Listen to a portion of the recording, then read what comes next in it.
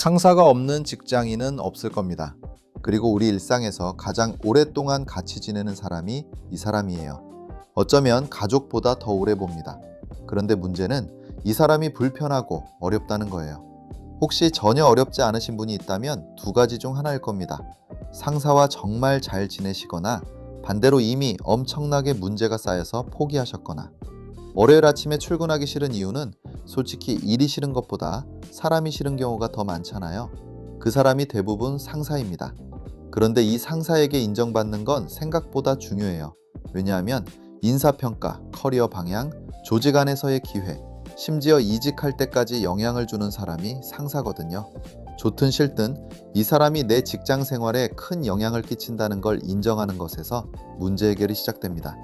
오늘은 상사에게 인정받기 위한 가장 효율적이고 쉬운 방법 하나를 말씀드리겠습니다. 딱 하나입니다. 바로 질문하기입니다. 너무 단순하다고요? 그런데 이 단순한 걸 못해서 관계가 틀어지는 경우가 정말 많습니다. 상사와의 큰 갈등은 대부분 이 질문하기를 어려워할 때 나비 효과처럼 번져나가거든요. 예를 들어 볼게요. 팀장이 김 대리한테 프로젝트를 하나 맡겼습니다.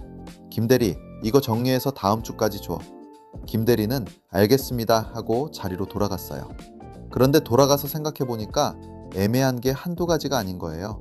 언제까지인지 정확한 날짜를 모르겠고, 포맷이 보고서인지 발표 자료인지도 모르겠고, 어디까지 깊이 파야 하는 건지도 모르겠어요. 그런데 김 대리는 팀장님께 애매한 걸 물어보지 않습니다. 왜? 괜히 모르는 티 내기 싫으니까. 팀장님한테 알아서 잘 해오겠지 하는 인상을 주고 싶으니까. 그리고 괜히 말 섞기 싫으니까. 그래서 김 대리는 혼자 판단해서 작업을 시작합니다. 일주일 뒤에 제출했더니 팀장이 이러는 거예요. 이거 내가 원한 방향이 아닌데? 그러면 김 대리는 속으로 이렇게 생각하겠죠. 그러면 처음부터 제대로 말을 해주시든가. 이때 팀장은 팀장대로 이렇게 생각합니다. 왜 중간에 한 번도 안 물어봤지?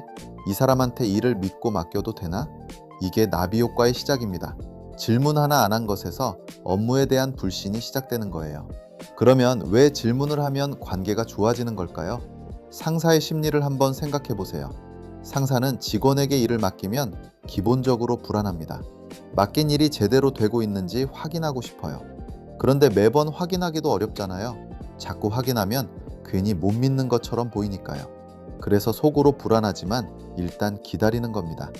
이 상태에서 시간이 쭉 가는데 직원이 아무것도 안 물어보고 보고도 안 하면 어떻게 될까요? 불안감이 점점 커집니다. 저 사람 지금 제대로 하고 있는 건가? 혹시 엉뚱한 방향으로 가고 있는 건 아닌가? 이런 생각이 계속 쌓이는 거예요. 그런데 중간에 직원이 이렇게 물어보면 어떨까요? 팀장님, 이 프로젝트 정리 포맷은 보고서로 할까요? 발표 자료로 할까요? 이 질문 하나에 상사가 느끼는 건 두 가지입니다. 첫째, 이 일이 내 컨트롤 안에 있구나. 내가 파악하고 있구나. 이 느낌이 상사한테는 엄청나게 편안한 거예요. 둘째, 이 직원이 적극적으로 일을 하고 있구나. 생각하면서 일하는 사람이구나. 이런 인상을 주는 겁니다. 그런데 여기서 중요한 게 있어요. 아무거나 다 물어보면 되느냐? 신입사원은 그래도 됩니다. 신입사원한테는 질문하는 자세는 점수를 따는 겁니다. 물어보는 것 자체가 배우려는 자세로 보이니까. 그런데 연차가 쌓일수록 이 질문에는 그에 걸맞는 레벨이 있어야 합니다. 연차에 어울리지 않는 질문은 이런 식입니다. 팀장님, 거래처에서 납기를 앞당겨 달라는데 어쩌죠? 이건 질문이 아니에요. 이건 책임을 상사한테 던지는 겁니다. 어쩌죠? 라는 말은 저는 모르겠으니까 알아서 해주세요 라는 뜻이거든요. 이런 질문을 반복하면 상사는 이렇게 생각합니다. 이 사람한테 일 맡기면 결국 내가 다 해야 하네? 좋은 질문은 이렇게 생겼습니다. 팀장님, 거래처에서 납기를 2주 앞당겨 달라고 했는데요. 현재 공정으로는 일주일은 단축할 수 있을 것 같습니다. 나머지 일주일은 외주를 일부 돌리면 가능한데 비용이 추가로 발생합니다. 이 방향으로 진행해도 괜찮을까요? 느낌이 완전히 다르죠?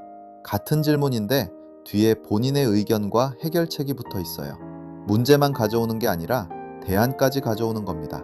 이런 질문을 받으면 상사는 판단만 하면 돼요. 그래, 그 방향으로 가. 아니면 외주 비용이 좀 많은데 혹시 다른 방법 없을까? 이렇게 대화가 됩니다. 정리하면 이겁니다. 좋은 질문에는 담당자의 의견과 해결책이 들어 있습니다. 이런 문제가 있는데 이런 방식으로 해결하면 될 것 같은데 어떻게 생각하시냐는 구조예요. 이런 질문이 반복될수록 상사는 이 사람한테 더 큰 일을 맡겨도 되겠다는 신뢰가 생깁니다. 양도의 크기가 커지는 거예요. 반대로 확인 한번 해보면 되는데도 판단을 못해서 나쁜 질문이 반복되면 어떻게 될까요? 상사가 매번 본인의 업무를 확인하러 오기 시작합니다. 그거 어떻게 됐어? 지금 어디까지 했어? 심하면 다 완성한 일을 뒤엎는 경우도 생겨요. 이런 상황이 반복되고 있다면 신뢰관계가 약하다는 신호입니다. 그리고 연차에 어울리지 않는 신입이 할 법한 일들이 주어지죠.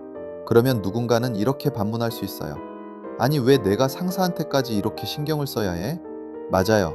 귀찮고 어렵습니다. 그런데 이건 상사를 위한 게 아니에요. 본인을 위한 겁니다. 상사와의 신뢰가 쌓이면 뭐가 편해지냐면 일하는 게 편해져요.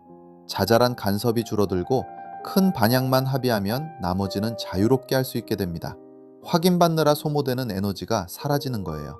당장의 노력이 나중에 큰 편안함으로 돌아옵니다.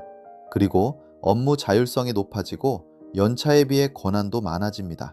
승진은 자연스럽게 따라오는 거고요. 마지막으로 정리하겠습니다. 상사에게 인정받는 가장 쉬운 방법은 질문하기입니다. 모르는 걸 물어보는 게 모르는 티를 내는 게 아니에요. 일을 제대로 하겠다는 신호입니다. 다만 연차가 쌓일수록 질문에 본인의 의견을 담으세요. 어쩌죠가 아니라 이렇게 하면 될 것 같은데 어떠세요?로 바꾸는 겁니다. 이 차이 하나가 상사의 신뢰를 만들고 그 신뢰가 당신의 직장 생활을 편하게 만들어줍니다. 다음 영상에서 뵙겠습니다. 오답에서 정답으로 노답랩의 스토리 설계자 정작가였습니다.